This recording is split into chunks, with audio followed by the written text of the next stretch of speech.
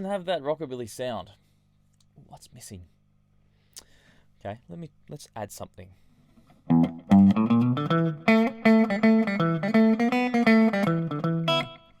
Okay, a little more, but doesn't have those colors that you might think of when you think of Carl Perkins or Cliff Gallup or Brian Setzer. What else can we add?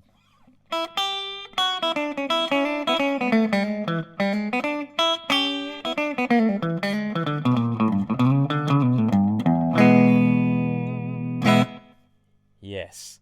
Stick around, folks. I'm going to show you a really simple trick to take your pentatonic scale and make it sound rockabilly. It's really not too complicated. I'll put the tabs on screen as well so you can just play along. Grab your guitar, let's go. So you're probably already familiar with an E minor pentatonic scale.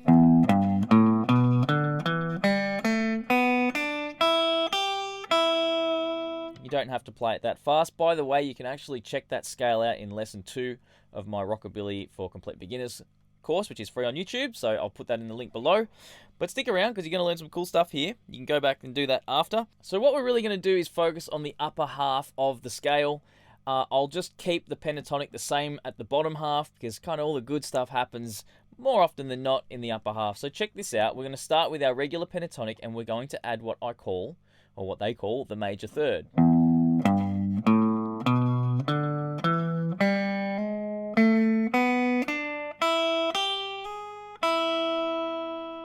Okay, so take your time, have a little bit of a play through that. When you feel comfortable, we're going to do another addition. We're going to add the second degree, okay? So we'll start nice and low in the scale.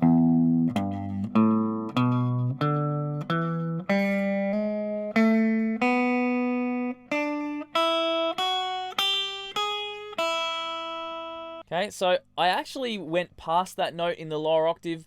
You don't see it used a heck of a lot. We're going to keep this lesson really simple. Of course, you can incorporate it lower in the scale, but I'll talk about that another time. If you like the sound of that, we're going to add one more note. We're going to add what we would call the natural 6th degree. Don't worry about the terminology, not super important right now. I'll mention something about that later. So here we go.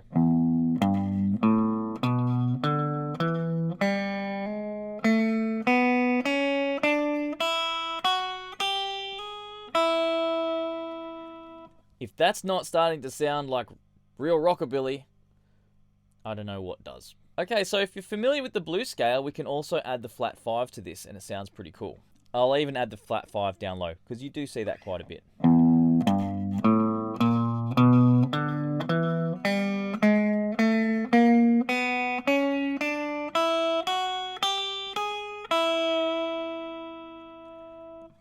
Alright, now you are cooking with gas. You've got some really cool notes to add. I'm just going to show you one lick. I'll put the tabs on screen so you can kind of see how this might work out in the real world.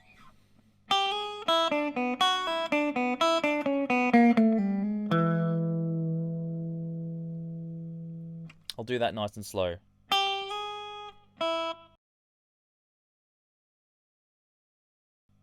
Here we go.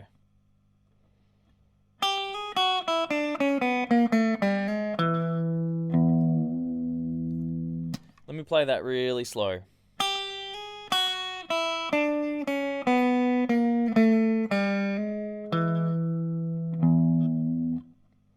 Now, the most important note in all of that, I feel, is that major third. When you start adding that major third, or the G to the G sharp there, you really get that next level of blues and rockabilly playing, even jazz. All those guys use that particular note. It's just one little difference to your pentatonic.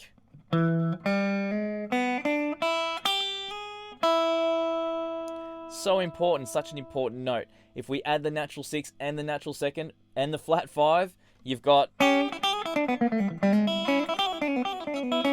all that really fun stuff to use. Now, if that terminology interests you, if you would love to know more about where that all comes from and truly understand it for yourself, I made a whole course for this. If you think you learned something now, that course, I think it's something like 90 minutes. There's 5 sessions that you work through.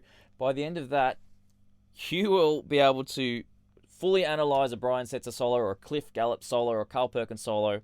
You'll be able to look at the notes against the chords that are being played, understand what tones are being used. You'll get what natural 2nd is, flat 3rd, and it's not even that hard. So click the link below. Now, a few people have started getting into that course, so you better go buy it before it runs out. Adrian. Yeah? It's an online course. It can't run out. He's right. That's true. Thanks for watching. I'll see you guys in the next video.